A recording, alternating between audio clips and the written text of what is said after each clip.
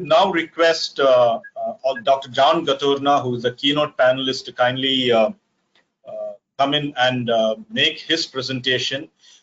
John will be talking about transforming supply chains, realigning your business to better serve customers in a disruptive world. This is also based on his latest book. In fact, all his books, I've read two of them. I've read the last one I read was Dynamic Supply Chain. So, yes, Dr. John Gattorna, it's over to you for your keynote address. Thank you, Girish. Your audience, please keep typing in your questions. Thank you. Can you see my slides okay? Okay. Can you slow that now? Yeah, we can now see it, sir. Yes. Okay. Thank you for that introduction, Girish, and thank you to Dr. Rakesh Singh for the invitation. I'm sorry I can't be in India with you, but of course we've got the whole Indian team down here in Australia, so that's the next best thing. Look, Rakesh touched upon some very interesting points in his introduction. There's no doubt about it that there's a huge opportunity opened up. The COVID crisis has been monumental, but it has caused us to rethink how we manage our businesses. And I think it's a great opportunity for both India and Australia to review things, because in many ways we've been lured into a sort of false sense of security with the sort of operating environment that we have seen over the last number of years. When I think about transformation, I think a couple of things. I think, first of all, that I think about the business. I really think now that the supply chain is so intertwined with the business. When you think of some of the big manufacturing businesses that are on this webcast, 80% of their capital is tied up in supply chain assets. 65 to 70% of the working capital is tied up in inventories and other things. And so in many ways, for many of us, the supply chain is the business. And so when we start to think about transformation, we've got to think about not just transforming parts of our logistics structure or function, but the whole business, because if we don't get the whole business going, then we're not going to go as fast as we should. I'll just make a few points before I then just show a few slides. I'm thinking tonight about sort of 3 points that I want to make, and the overall point being that we have to take this opportunity to transform at speed. It's all about speed now, and I'm going to talk to you about agility in the context of supply chain alignment that Rakesh mentioned, where we have to have a agile pathway to our customers, as well as lean and others, but we need an agile pathway because a lot of our operating environment going forward is going to be plus or minus 40% coefficient of variability. The second point is, and this has been taught to us by COVID, is that about every 10 years, we can expect a black swan event.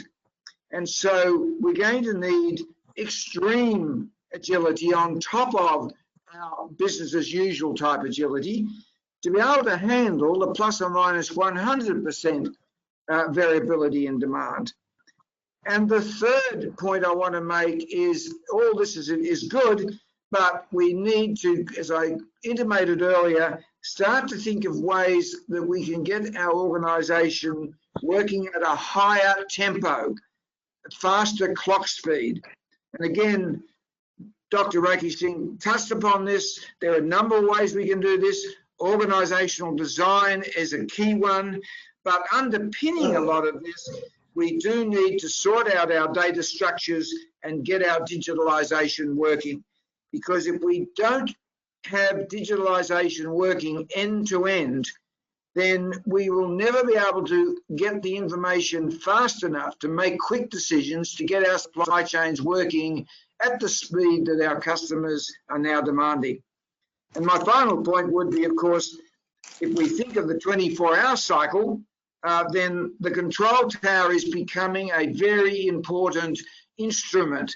And I would highly recommend to all of you that you should consider putting in a control tower to monitor the progress of orders from order receipt to delivery in a 24-hour cycle, to make sure that we are really getting to grips with the real-time demand that our customers are seeking.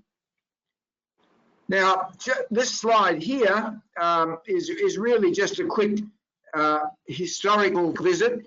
As you all know, and India's, like all the countries around the world, is developing quickly in its knowledge. But if we look at supply chain, it's only really been a field of management science for about 50 years. And in that 50 years, we've had a number of crises. We had the oil crisis in '73, the dot-com crisis around 2000, SARS, which was more of a regional crisis, the global financial crisis, of course, in 2008-9, and of course now the really big one, the COVID crisis. And I guess the point here is that even before the COVID crisis, our supply chains were becoming more vulnerable. We rationalized our supply bases. We let our procurement people run wild and go sourcing globally. We've increased the length of our supply chains. We've centralized production. We've taken out distribution centers. And along with this, you get people like Jim Collins, who's a very good research-based management guru, telling us that we are now entering a period of what he calls ferocious instability. So my answer to all of this is we just have to find ways to make our supply chains more resilient, and there are many moving parts to that, but of course getting and to work in a more agile, real-time way is one of the critical components. And this diagram here is really just reiterating the point I was making. In that middle area, the blue area, that's where normal agility, plus or minus, coping with plus or minus 40% demand, as Rakesh would talk about. We would have our lean supply chain in there, our project supply chain, these sorts of things. But from time to time, we're going to have these black swan events. Now, in my 2005 book, I really was talking about early on coping with these big disasters. A lot of them were humanitarian disasters and environmental disasters. But I was talking at that time about having a plan and having a part-time complement of people preparing. I think after COVID, I've changed my mind. I think that major corporations that are around $1 billion just have to put aside a dedicated group of people, they have to have the models, they have to be running scenarios, they have to be ready for the next big black swan event, which would surely come. Now, you would have seen this, some of you, before, but the bottom four flows, the collaborative, lean, campaign, and agile, they're really what I call the business as usual. And in that one, of course, agile is the one that we really want to make sure we've got that working.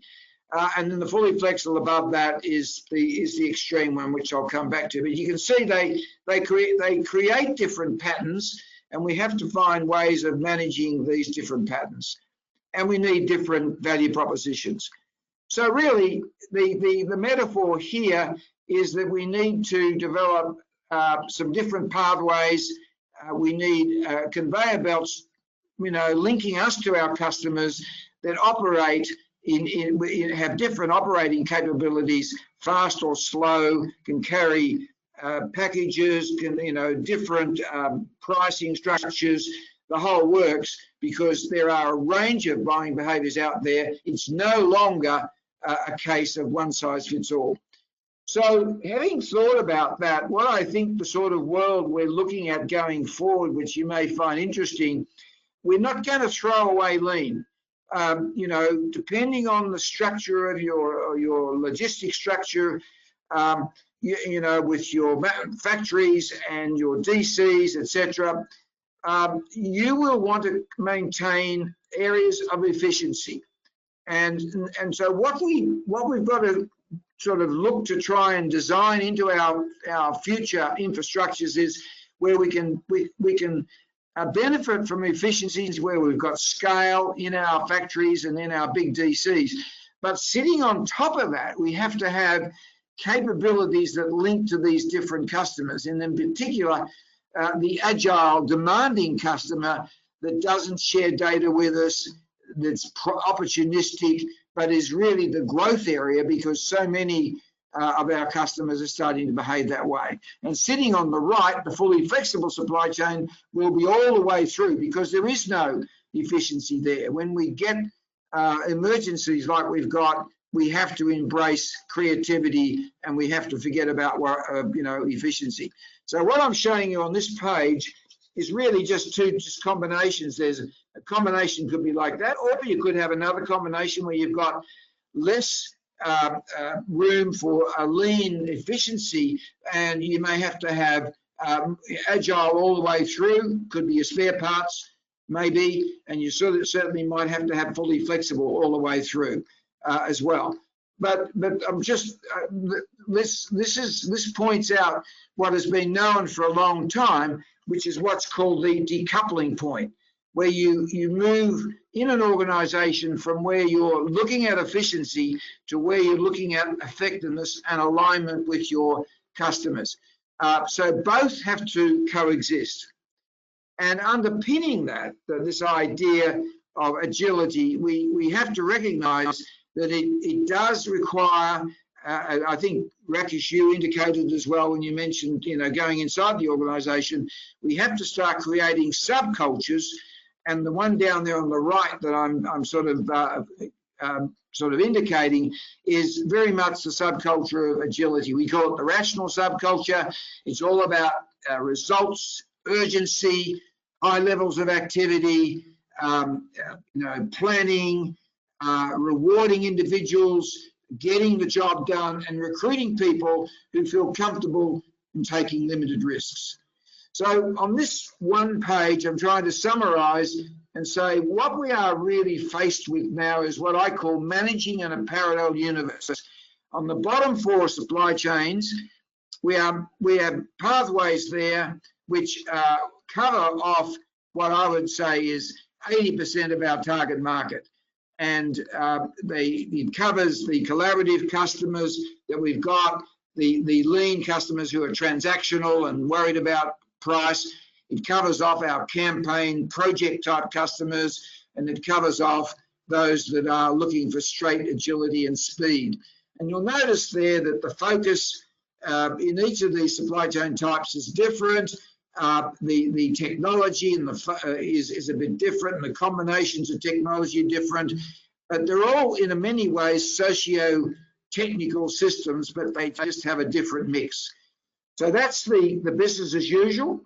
And then on top of that, we've got this new emphasis on the fully flexible supply chain, which is very much managing events and making use of all sorts of modeling and prototyping to you know, if you like, get us back to normal recovery, get that time to recovery that was mentioned earlier down as low as possible. So, and then going into the third and final component, this idea of increased organizational tempo. I know in India, the British left you the legacy of a lot of hierarchy. Well, you know, you're just going to have to change a lot of that now because the whole organization has to operate faster to get the faster decision-making times. We need to shorten our supply chain times to our customers. We've got to reduce the touch points. We want to make the business overall competitive. And the interesting thing is that the faster we can go, it's going to actually help us because we'll need less. We won't need to rely so much on forecasts because we'll be almost operating at real time. And this is going to also help in many ways with sustainability. But underpinning this is this whole area of data and harmonizing of data and end-to-end digitalization. And I just got one slide on that really to say that, and my main comment here would be, look, if you haven't started down the journey of digitalization, you're in deep trouble. And I would argue that you've just got to put that as your number one priority now, because without digitization, you can't really track, you can't put in place end-to-end tracking. You really can't get the data to do the analytics, to look at the trends. You can't really, in a timely way, get the data to do the ready-to-run models that Rakesh talked about. So we're involved actually in some work at the moment in South America, helping a company actually put in a control tower. It's a big industrial company, and it's going to make a massive improvement to their customer service, and not only to their cost structures, but once we start monitoring and responding to customers in real time, we are going to get the customer satisfaction is going to go up, and that's going to drive the revenue up as well. So it's going to have a top line effect. So those are the thoughts I'd like to leave you with at the start of this supply chain transformational leadership. And I hope that there's plenty of material there for you to chew on. Thank you.